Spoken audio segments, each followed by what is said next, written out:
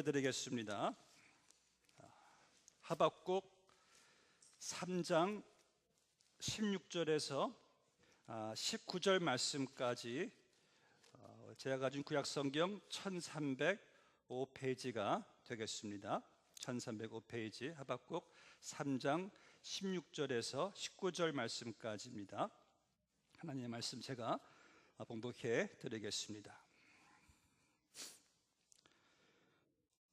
내가 들었으므로 내 창자가 흔들렸고 그 목소리로 말미암아 내 입술이 떨렸도다.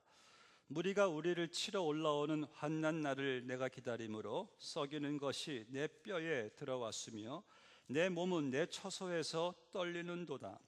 비록 무화과 나무가 무성하지 못하며 포도나무에 열매가 없으며 감람나무에 소출이 없으며 밭에 먹을 것이 없으며 우리의 양이 없으며 외양간에 소가 없을지라도 나는 여호와로 말미암아 즐거워하며 나의 구원의 하나님으로 말미암아 기뻐하리로다. 주 여호와는 나의 힘이시라. 나의 발을 사슴과 같게 하사 나를 나의 높은 곳으로 다니게 하시리로다. 이 노래는 지혜하는 사람을 위하여 내 수금에 맞춘 것이니라. 아멘.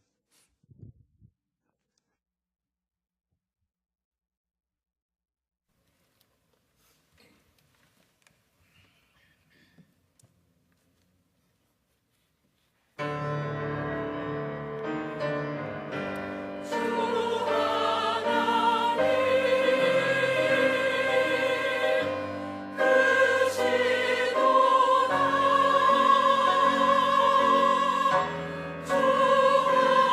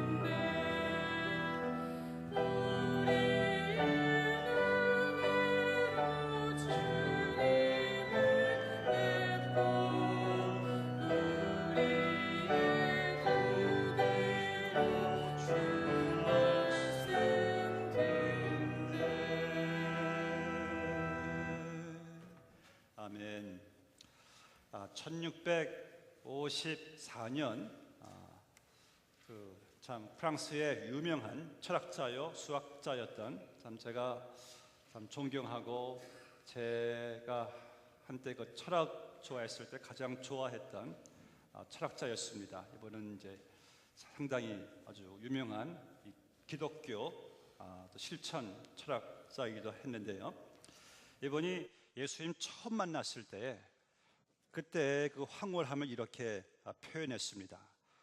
확신, 가슴 벅찬 기쁨, 평안, 기쁨, 기쁨, 기쁨, 기쁨의 눈물이 흐르는구나. 완전하고 달콤한 연합, 나 인도자이신 예수 그리스도에 대한 전적인 항복. 근데 이 파스칼만이 아니라 예수님을 새로 만난 모든 사람들의 이 공통적인 경험입니다. 이 기쁨, 전에 내가 몰랐었던 이 세상이 줄 수 없는 이 기쁨, 완전히 세상과 이 차원 다른 기쁨이죠. 제가 이제 신학교에 이제 들어간다는 그 소식을 들은 이제 예수 안 믿는 친구들이 이제 뉴욕에 있었습니다. 이런 말 하더라고요. 너 이제 목사가 되면은 무슨 기쁨으로 살 거냐? 하고 싶은 거 다 못할 텐데. 또 이런 말도 해요. 교회 가면 무슨 기쁨으로 사는지 모르겠대요. 교회 가면은 죄도 못 짓게 하고 무슨 재미가 있느냐? 이해를 못하는 거예요. 저도 이해가 안 돼요. 그럼 너희들은 예수 안 믿고 무슨 기쁨으로 정말 살아가냐? 저도 그들이 이해가 안 돼요. 교회도 가지 않고 어떻게 저렇게 재미를 과연 알 수 있으려는지 이해가 저도 안 됐습니다. 여러분, 예수님을 만나고 나면은요, 우리 마음속으로부터 솟아오르는 이 기쁨, 예수님을 알아가면서 발견되는 그 기쁨, 예수님을 통해서 우리가 누리는 하늘의 그 신령한 그 축복들에 대한 기쁨, 이 기쁨 과연 우리가 무엇으로도 바꿀 수 없는 기쁨이 아니겠습니까? 사실이죠. 예수님 믿고 나면은요, 예수님 밖에는 뭐 기뻐할 사건이 별로 없더라고요. 왜냐하면 저도 예수 믿기 전에 조금씩은 세상이 주는 기쁨을 한번 맛보았지만은 얼마나 그 기쁨들이 얼마나 일시적이고 기쁨 후에 밀려오는 그 공허함, 이게 과연 기쁨인가? 여러분들이 그거 비교하지 않습니까? 그래서 예수님 주시는 기쁨은 그 어떤 기쁨과도 우리가 비교할 수가 없다는 사실은 여러분들이 그 정도는 알고 있어요. 그래서 이 연예인들, 유명 인사들 예수 믿고 나서 간증할 때 참 신기한 것이 꼭 그들이 빠지지 않는 공통적인 레퍼토리가 있죠. 예수 믿기 전에는 세상에서 기쁨을 못 찾았습니다.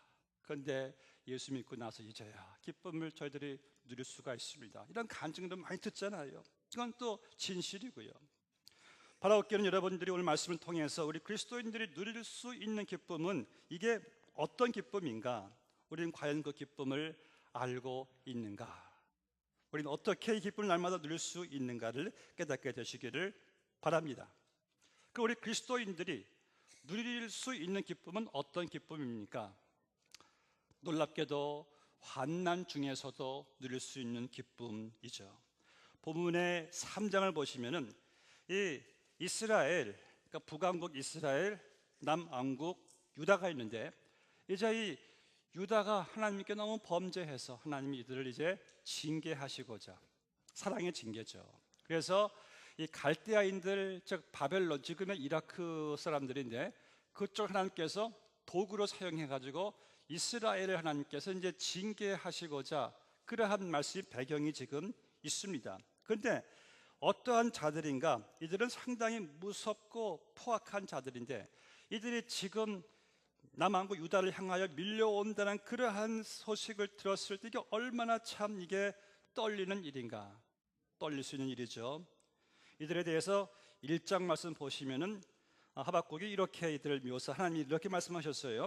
그들의 군마는 표범보다 빠르고 저녁 이리보다 싸나우며 그들의 마병은 먼 곳에서부터 빨리 달려오는 마병이라 마치 먹이를 움키려 하는 독수리의 나름 같도다. 그들은 다 이 싸납고 성급하고 난폭한 무자비한 일을 행하게 될 것이다. 이런 소식을 이 하박국이 들었을 때 하박국이 얼마나 여러분 참 무서워 떨렸겠습니까? 그래서 오늘 16절 말씀 보니까 창자가 다 떨렸대요. 입술이 다 흔들리고 떨리고 자기의 뼈가 썩어지는 것 같았다고 합니다. 완전 그냥 이 벌벌 떨었던 그런 말씀을 하면서, 그런데 하박국이 이러한 환난 속의 이 두려움을 하박국이 기쁨으로 극복하게 되는 것을 보게 됩니다. 여러분, 환난 중에서도 기뻐할 수 있는 그리스도인, 이 기쁨을 세상이 이해할 수가 있을까요? 세상 사람들은 뭐 기쁜 일이 생겨야지만 기뻐하지요. 자기가 원하는 대로 일이 돌아가야지만이 기뻐합니다. 그래서 세상 사람들에게는 기뻐할 수 있는 환경이나 여건이 되어야 그들은 기뻐하는 것이에요. 그런데 그들에게 어떠한 재앙을 만났을 때에, 적이 쳐들어왔을 때에, 환난이 올 때에 기뻐할 수 있겠는가? 기뻐할 수가 없죠. 그러나 주를 믿는 성도들의 기쁨은요, 환경과 여건을 초월한 기쁨이에요.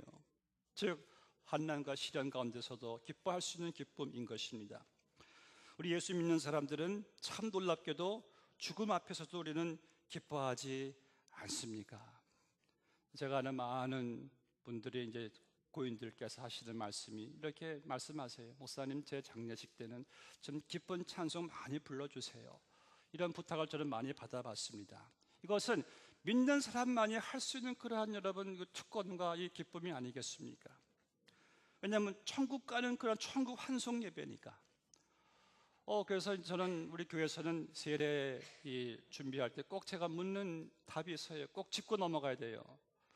세례 꼭 받으시는데 그러면 성도님은 오늘 죽으시면 천국 갈 수 있는 확신이 있습니까? 이 확신도 없이 세례 받으면 큰일 나잖아요. 그래서 확신에 대해서 설명을 해드리고 어떻게 천국 가는지에 대해서 다 말씀드린 다음에 이분이 확신이 있습니다 하면은 세례 받는 자격을 드리고 세례를 주잖아요. 여러분, 우리 구원에 대한 확신, 천국에 대한 확신을 우리 믿는 사람들이 갖고 있지 않습니까? 그래서 그리스도인들에게 있어서 죽음이란 두려움의 대상이 아니라 이거는 준비의 대상이고 기다리는 대상이지 아니지 않습니까? 저는 미국에 이민 온다는 이제 소식을 아버지에게 들었을 때 그때 참 그 기쁨을 이루 말할 수가 없었어요. 아직까지 그때 기쁨을 제가 충분히 지금 느낄 수가 있어요. 얼마나 가슴이 설레는지. 저는 미국을 참 동경해 왔거든요. 미국 가면은 꿈에도 그리운 그 디즈니랜드요. 전 지금도 좋아요, 디즈니랜드를. 그때 너무 좋아해가지고 얼마 친구들에게 자랑했는지. 한 달 후면 우리 미국으로 간다. 친구들은 부러워해가지고. 근데 여러분, 우리가 이 미국보다 몇 천만 배 더 좋은 이 천국으로 이민 간다고 생각할 때 얼마나 큰 기쁨이 되겠습니까? 제가 이 말씀을 드린 이유가 있습니다. 성도들은 죽음과 이러한 죽음의 환경 속에서도 기뻐할 수가 있다는 것이, 그렇다면 우리가 어떤 환경 가운데서도, 어떤 형편에서도, 어떤 시련 속에서도 우리는 기뻐할 수가 있다는 말씀이에요. 저는 본 말씀 보면서요, 하박국 선지자가 이 환난 속에서 자동적으로 그냥 느낌이, 기쁨이 온 것이 아니란 말씀이에요. 그는 기뻐하려고 힘쓰는 그의 결단을 보게 됩니다. 이제 저 갈대아인들이 쳐들어올 텐데, 그렇게 되면 우리 이 유다 왕국 완전히 초토화될 것이고 우리의 가정도 그 어떤 것도 가늠할 수가 없는 상황이에요. 근데 하박국 선지자가 하나님 말씀을 들으면서 묵상해 보니까 하나님의 선하신 목적이 있구나. 하나님께서 우리를 포로로 끌려가기는 하지만 하나님 다시 회복시키시겠다 약속이 있구나 하면서 하나님의 선한 목적과 그분의 섭리와 계획 가운데 하박국이 지금 말없이 그냥 떨리고 무섭지만은 이거 기뻐해야 될 일이구나. 그래, 나는 기뻐할 것이다 하면서 본문의 18절 말씀 보니까 기뻐하리로다, 여기서 사용된 히브리어가 알라지란 말인데 이 말의 뜻은요, 미칠 듯이 펄쩍 뛰도록 자기는 기뻐하겠다는 거예요. 바로 하나님의 그 인도하심에 자기는 최고로 기뻐하겠다는 신앙적인 결단이요, 의지의 표현인 것입니다. 비록 지금은 말없이 사시나무처럼 떨고 있지만은 나는 기뻐하겠다. 기뻐하리로다. 그래서 본문의 18절에서요. 나는 기뻐하리로다가 영어 성경에 보니까 Yet I will rejoice. 그것은 미래 동사잖아요. 지금 적군들이 쳐들어오지만은 나는 무섭고 떨리지만은 내가 계산해 보니까 하나님께서 이루실 일을 내가 이렇게 미래를 소망을 가지고 보게 되니까 Yet I will rejoice. 기뻐하겠다는 그런 말씀이죠. 그럼 이것이 바로 우리 성도가 누릴 수 있는 기쁨이죠. 내가 원치 않는 환경이나 여건이나 시련이 와도 내가 볼 때에 절망스러워 보여도 우리는 기뻐하도록 힘써야 되는 것이에요. 왜요? 하나님께서 항상 기뻐하라 말씀하셨고 모든 것이 합력하여 선을 이루어 가겠으니 기뻐하라. Yet I will rejoice. 지금 환난 중이지만은 yet, but 나는 기뻐할 것이다. I will rejoice. 예수님을 만난 우리 모두는요, 어떤 일을 당해도 우리는 주님 안에서 기뻐해야 됩니다. 아니, 기뻐하도록 힘써야 돼요. 느낌은 영 아니더라도 기뻐하기를, 나는 기뻐할 것이다. 충분한 이유가 있기 때문에 그 이유를 더 우리는 또 한 계단 올라가서 말씀 보니까 우리 그리스도인들이 누릴 수 있는 기쁨은, 하박국인들의 기쁨은 어떤 기쁨이었는가? 바로 하나님으로 인한 기쁨이었어요. 절 따라주세요. 하나님으로 인한 기쁨. 이게 바로 여러분 성도의 기쁨인 것입니다. 왜냐하면 하박국이 가졌던 기쁨은요, 말씀 보니까 환경에서 온 기쁨이 아니었습니다. 어떤 또 소유에서 온 기쁨도 아니었어요. 또 자기에게서 온 기쁨도 아니었습니다. 그의 기쁨은 바로 하나님으로 인한 기쁨이었어요. 본문을 보세요. 비록 무화과 나무가 무성하지 못할지라도, 비록 감람나무에 소출이 없어도, 비록 포도나무에 열매가 없어도, 외양간에 소가 없어도, 밭에 식물이 없어도 나는 여호와로 인하여 기뻐하리로다. 여러분, 이게 놀랍지 않습니까? 밭에 식물이 있어야지 농부들이 기뻐할 일이죠.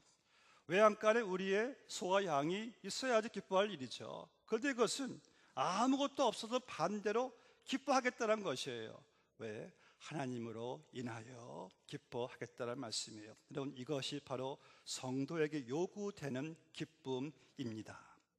우리는 항상 기뻐하되 환경을 인해서 기뻐하거나 받을 축복을 인해서만 기뻐할 것이 아니라 오직 오늘 말씀대로 나를 구원하신 구원자이신 하나님으로 인하여 여러분들 기뻐해야 할 줄로 믿습니다. 우리나라 옛말에 물에 빠져 죽어간 사람 기껏 생명 걸고 들어가서 살려줬더니만 보따리 내놓으라고 떼를 쓰는 것, 이 말은 언제 들어도 참 진리예요. 우리가 멸망의 물속에서 빠져 죽었던 우리를 하나님이 예수 그리스도를 이 땅에 보내셔서 우리 대신 죽게 하시고 우리를 건져 주셨는데, 우리는 생명 주신 그분의 구원에 대한 감사보다도 내가 원하는 거 받지 못했다고 떼를 쓰고 불평하는 우리의 모습을 여러분 보지 않습니까? 우리 하나님의 자녀들이 주 안에서 항상 기뻐하지 못한 여러분 이유를 아시고 계세요. 그 이유는요, 내가 예수님 이상의 다른 것을 원하기 때문에 그래요. 예수님보다도 다른 것을 더 우선시하기 때문에 그래요. 예수님보다 다른 것을 더 가치 여기기 때문에 우리는 예수님으로 인한 기쁨보다도 내가 지금 축복받는 것을 더 원하기 때문에 우리는 항상 기뻐할 수 없는 우리의 모습을 보게 됩니다. 그래서 요즘 현대 크리스천들을 이렇게 비유한대요. 아이들이 크리스마스에 산타클로스 할아버지를 기다리는 것. 왜 그들이 산타클로스 할아버지를 기다립니까? 할아버지가 메고 오는 그 보따리에 자기들이 원하는 선물들을 가지고 오니까. 그럼 산타클로스 보따리를 가지고 오면은 What do you want? 너 뭐가 필요하니? 그럼 아이들이 저는 그저 산타클로스 할아버지만 있으면 돼요. 그렇지 않잖아요. 그 보따리 안에 내게 줄 선물이 무엇인지를 그들은 관심을 갖고 있습니다. 내가 원하는 거, I want this toy, I want this video game, 이런 게 다 있지 않습니까? 그래서 제가 주일학교 전도사 때요, 크리스마스 이브 이제 프로그램 하면서 이제 마지막 시간에 우리 그때 교회 집사님을 산타클로스로 변장을 시켰어요. 이분 참 등치가 크셨던 분이셨는데, 그래서 산타클로스 복장을 다 하고 뭐 수염도 달고 이제 호호호 하시면서 이제 보따리를 선물을 메고 이제 무대로 나옵니다. 아이들이 와 하고 신기해하는 거예요. 유치부 아이들이 한 명씩 애들이 올라와요. 그래서 아이들 오면은 선물을 딱 빼서 주면은 애들이 좋아가지고 갖고 내려갑니다. 마지막 아이가 이제 올라왔을 때예요. 이분이 조금 장난을 치더라고요. 뒤진 척하면서 there's no gift. 선물이 없네.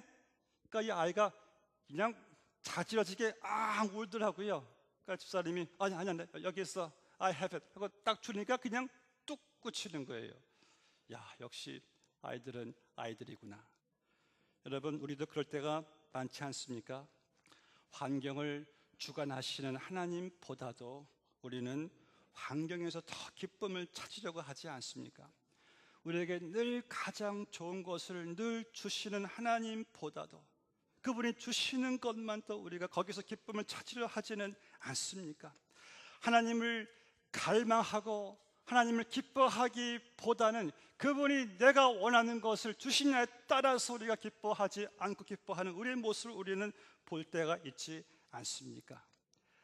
레리 크랩이란 상담 심리학자가 이런 말 했습니다. 여러분 잘 들어주세요. 우리가 하나님을 위해 산다고 하면서 실제로는 하나님이 주시는 축복을 위해 사는 것보다 더 큰 속임수는 없다. 그렇습니다. 많은 그리스도인들이요, 하나님 위해 산다고 하지만 실제로는 하나님을 위해 사는 것이 아니라 하나님이 내게 주시는 축복을 위해 더 살고 있다고 하는 것이 더 정확한 답일지 모르겠어요. 메리 크랩께서 이렇게 말합니다.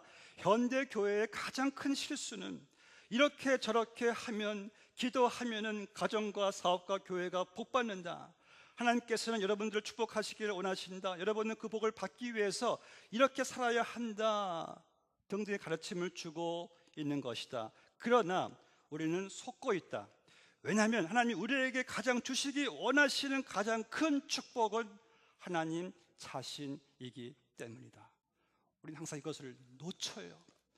우리는 항상 내가 원하는 것만 바라다 보니까 정작 그분이 주시고자 하는 정말 가장 중요한 축복 하나님 자신을 우리가 놓칠 때가 얼마나 참 많이 있겠습니까? 여러분, 물론 하나님 우리를 축복해 주시기를 원하시는 분이세요. 우리에게 너무나 많은 것을 주셨습니다. 우리에게 가정 주시죠. 우리에게 건강 주시죠. 생명 주시고 우리 자녀들 우리는 아무것도 가지고 오지 않았는데 다 우리가 갖고 있는 건 다 누가 주신 겁니까? 그런데 여러분, 문제는 무엇입니까? 내가 하나님께 예배드리고 하나님께 기도하고 하나님께 봉사하고 그 모든 목적이 하나님 자신이 아니라 그분이 내게 주시는 것에만 포커스 되는 것, 이것이 문제란 말씀이에요. 만약 하나님의 임무가요, 내가 원하는 것만 기대하는 것만 주시는 것이 그분의 임무시라면은, 그럼 우리 인생에 있어서 여러분들 고난, 시련, 이것은 어떻게 우리가 해석하겠습니까? 하나님의 축복은 내가 원하는 것만 주어지는 것이 아니라 고난도 함께 섞여 있거든요. 그래서 때로는 하나님께서 여러분들에게 왜 우리에게 고난, 시련 주시는지 아십니까? 여러분, 왜 주시는지 아세요? 우리에게 있어서 가장 큰 축복은 지금 내가 갖고 싶어 하는 것, 원하는 것, 필요한 것들이 아니라 하나님 자신이라는 사실을 그분이 알게 하시려고 우리에게 고난을 허락하시는 거예요. 이 세상에서 하나님 자신보다 더 큰 축복이 어디 있겠습니까? 하나님과 함께하는 기쁨, 그분을 더 알아가는 기쁨, 그 하나님을 더 기뻐하는 것, 이것이 가장 큰 복이 아니겠습니까? 미국 어느 크리스천 부부의 체험담이에요. 그 부부는요, 이 반항하는 사춘기 아들을 인해서 고통을 겪고 있었어요. 이 아이를 어떻게 해야 될지를 몰랐습니다. 그래서 이리저리 방법을 찾아봤어요. 거기 관련된 책도 다 그냥 모아서 읽어보았고, 아이를 잘 키웠다는 부모에게 가서 또 여러 가지 조언도 받아봤고, 기도도 열심히 해봤는데, 그런데 그 모든 노력이 아무런 도움이 되지 못했다고 합니다. 아무래도 안 되겠으니까 부부는 점점 그냥 혼란스러워지는 거예요. 아들의 반항을 이해할 수 없게 되고 그로 인한 그 압박감, 그 죄의식, 그 좌절을 견딜 수가 힘들었대요. 그러는 가운데 이들이 귀한 것을 깨달았다고 해요. 오직 성령님만이 아들을 도울 수가 있고, 자기들은 아들을 주관할 수 없다는 사실을 깨닫게 된 것이에요. 그래서 이제는 이 아이를 올바로 잡을 수 있는 부모가 되려고 노력하는 일을 이제 멈췄다고 합니다. 그리고 그 부부는 오직 하나님만을 더 의존하고, 하나님을 더 바라보고, 하나님을 더 알아가고, 진정한 예배를 드리고 하나님의 주권 아래서 기뻐하기를 힘쓰게 되니까, 이제 그로 인해서 기뻐하기 시작하니까 아들의 반항으로 인해서요, 마음이 상하게 되어도 그 아이의 반항으로 인해서 그들의 상한 마음을 이제 바꾸려고 매달리지 않게 되었어요. 그 압박감에서 벗어났습니다. 짐을 벗었습니다. 자기들의 노력으로 아이를 더 낫게 만들려고 갈등하지 않게 되었어요. 그래서 이들의 마음이 하나님을 인해서 기뻐하고 마음이 평안해지니까 그때서야 이 아들이 점점 이렇게 나아지는 모습을 이들이 보았는데, 이들이 한 말이 이거예요. 그 체험을 통해서 부부가 깨달은 것이 있다고 하는데, 그것은 아들이 고쳐지는 것이 부부된 자기들의 간절한 바람일 수는 있지만은 이게 목적이 아니란 사실을 알게 된 것이에요. 전에는요, 하나님께 자기들이 구하는 것이 원하는 축복에만 매달려 있었다고 하죠. 그러니까 항상 마음의 기쁨과 평안이 없었었는데, 오히려 원하는 대로 되지 않는 이 압박감과 좌절감만 있었을 뿐인데, 그런데 이제는 하나님을 더 바라보고 하나님을 더 알아가고 그분을 더 사랑하고 기뻐할 때부터 이 기쁨과 평안이 밀려오면서 이제는 그분들의 삶의 목적이 바뀌었답니다. 삶의 목적이 이제는 내가 원하는 것, 내가 바라고 있는 것에 매달릴 것이 아니라 하나님을 더 바라보고 하나님을 더 갈망하고 그분을 더 사랑하고 기뻐하는 것을 목적으로 삼았다는 것이에요. 참 여러분, 이거 놀라운 체험담이죠. 여러분, 우리는요, 사업이 잘 되기를 바랍니다. 간절한 바람일 수가 있어요. 근데 그것이 인생의 목적은 아닙니다. 우리는 우리의 몸이 건강하고 오래 사는 것이 간절한 바람이에요. 근데 그것이 인생의 목적 또한 아니에요. 우리는 우리의 자녀들이 좋은 학교에 들어가는 것이 간절한 바람이에요. 그것 또한 인생의 목적이 아니에요.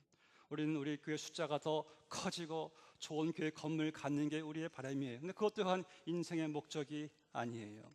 왜냐하면 그것들로 늘 매달려 있으면은 우리는 그 압박감에서 결코, 그 짐으로 온 것에서 결코 기쁨과 자유를 누릴 수가 없어요. 그럼 인생의 목적은 무엇인가?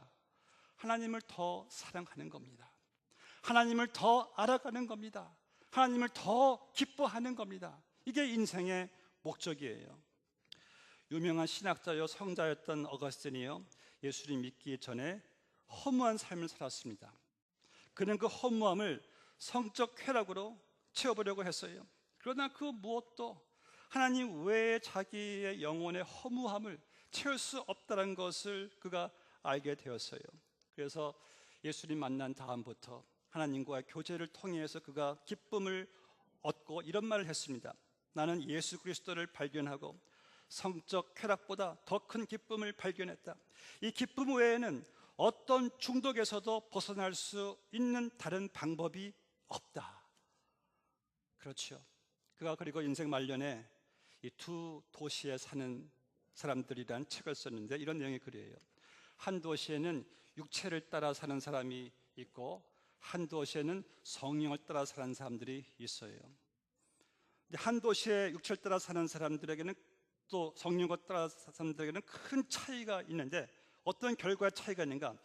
육체를 따라 사는 사람들의 도시에는 그래도 세상이 주는 기쁨이 있습니다. 사람들과의 원만한 관계에서 오는 기쁨도 있어요. 또 건강을 통해서 얻는 기쁨도 있습니다. 또 인생을 즐길 수 있는 또 여유로운 또 재력에서 오는 어떤 또 기쁨도 있어요. 또 보람된 직업 등을 갖추온 데서 오는 기쁨도 얻을 수가 있습니다. 그리고 그런 기쁨들은 한동안 누릴 수가 있어요. 그러나 그러한 기쁨으로는 결코 환난과 죽음을 이길 수가 없다는 거예요. 그런데 또 다른 도시에 성령을 따라 사는 사람들은 예수님 만남으로 인해서 예수님이 주시는 기쁨을 가진 사람, 이 세상에서 받는 축복에 의존하지 않고 그는 자기와 함께 하시는 자기의 최상의 기쁨이시고 최상의 축복 대신 예수님만을 의존하다 보니까 나쁜 일이 일어나도 이들은 합력하여 선을 이루어 가시는 주님을 신뢰합니다. 주님으로 인하여 기뻐하기를 힘쓰는 자들, 큰 차이가 있죠. 여러분들은 우리는 이제 세상에 주는 기쁨도 누릴 수는 있겠지만 우리는 거기에 메인 자들이 아니에요.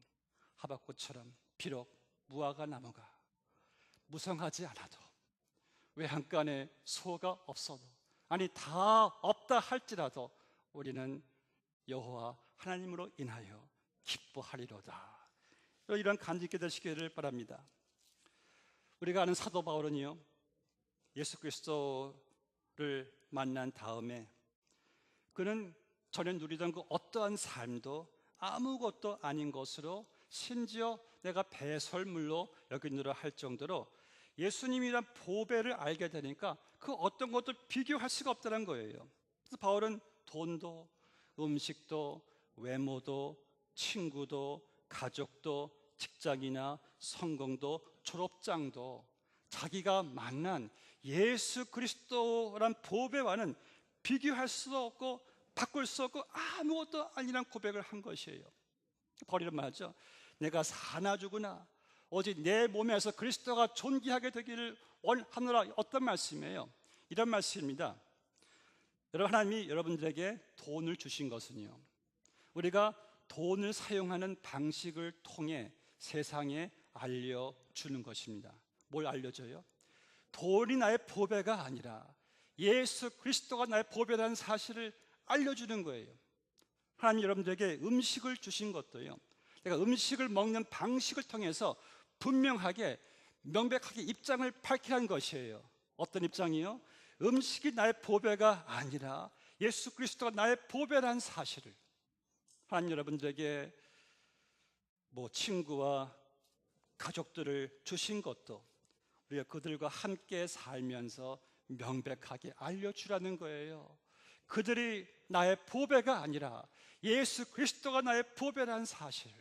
하나님 여러분들에게 컴퓨터, 스마트폰, 집, 토지, 직장 다 주신 것도요, 우리 그런 것들을 사용하면서 명백하게 알려주라는 것이에요. 그것들이 내 보배가 아니라 예수 그리스도가 나의 보배라는 사실을.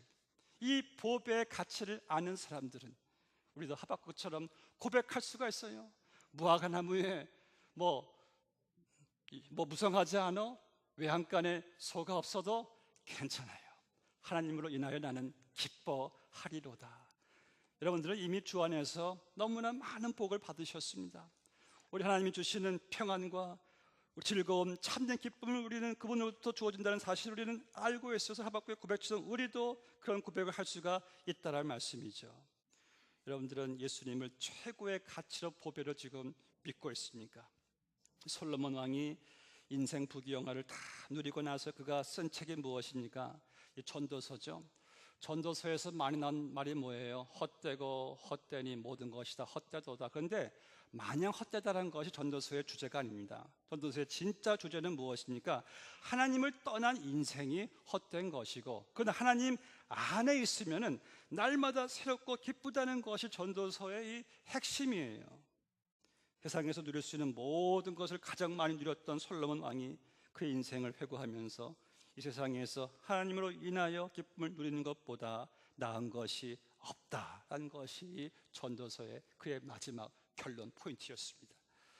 여러분, 돈을 좀 번다고 행복한 것이 아니지 않습니까? 직책이 좀 올라간다고 또 행복한 것이 또 아니지 않습니까? 우리가 무엇 때문에 행복하고 기뻐하냐에 따라서 여러분들의 인격이 달라지고 삶이 달라지는 것인데, 여러분들은 무엇을 더 기뻐하겠습니까? 무화과 나무에 무성하면 기뻐하실 것이에요. 외양간에 소가 있으면은요, 그 기쁨은 항상 완전하지 않지 않습니까? 우리는 항상 완전하고 영원하신 하나님으로 인한 기쁨 되시기를 바랍니다. 솔로몬의 아버지인 다윗도 그랬잖아요. 그는 최고의 영예와 최고의 부와 권력을 누리고 있었을 때 그의 기쁨은 one thing I ask, 항상 하나였어요. 하나님께 예배드리는 기쁨, 이 구원의 기쁨, 그런 그 기쁨을 가장 사모했습니다. 왜요? 다윗이 볼 때 세상의 기쁨은 너무 시시하기 때문에, 육체적인 기쁨은 마시고 마셔서 목마르기 때문에, 우리 영혼을 마비시키기 때문에, 정신을 중독시키시고 인생을 황폐하게 만들기 때문에. 그러나 하나님이 주시는 그 기쁨, 영적인 기쁨은 격이 다르지 않습니까? 여러분들이 아이스크림 하나 얻어먹는 것보다 아이스크림 공장을 갖는 것이 더 큰 차이가 있듯이, 성도는 세상이 주는 기쁨에 매이지 말고 여러분들은 구원의 기쁨, 천국의 기쁨, 하나님의 기쁨을 더 얻게 되시기를 힘쓰시기를 바랍니다. 말씀을 맺겠습니다. 지금 로고스란 배가 지금 이 바다, 이 전 세계를 이렇게 항해하면서 이 세계 여러 그 인종의 청년들을 그 배에 태우고 다니면서요, 항해를 합니다.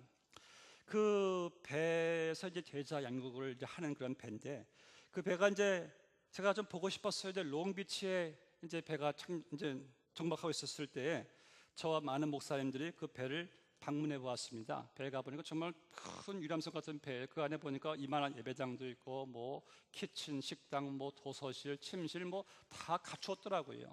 그래서 우리가 이제 그 배 안에서 모이고 기도하고 그 배의 선장한테 이런 질문을 한 목사님이 했어요.